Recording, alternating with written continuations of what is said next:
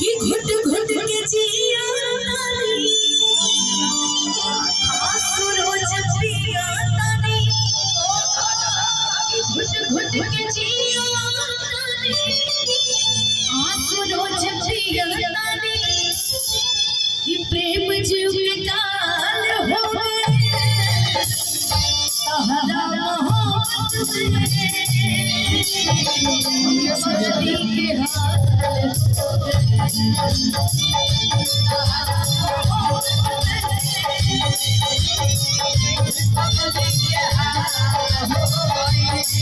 छोड़ के न जा पिया लोग भाई को इंतजार करता है।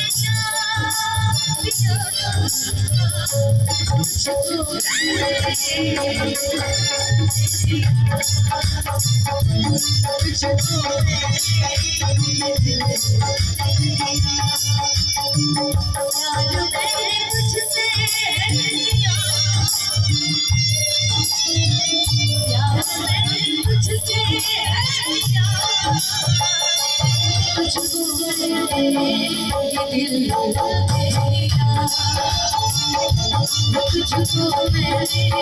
ये दिल दिया आज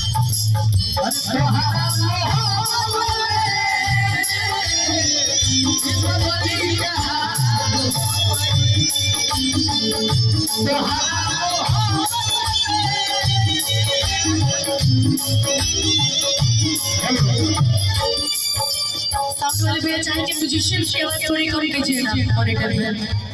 म्यूजिशियंस की आवाज कम नहीं करना है, बस हम लोग नहीं हम लोग का ज्यादा बढ़ गया है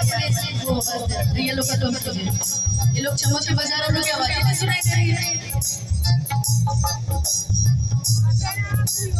याद में जब जब खोईला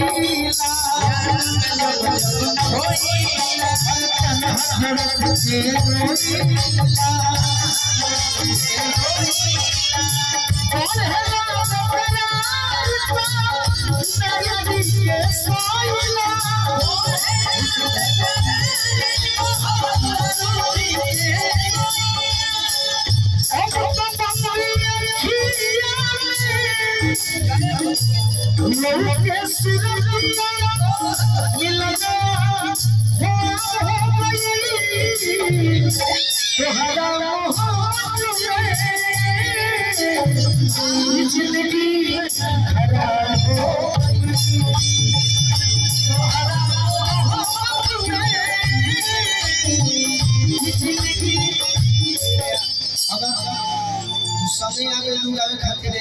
खातिर समय के बड़ा पाबंदी बा। तुको अपन तो हिट सुना दो, हम खड़ा बानी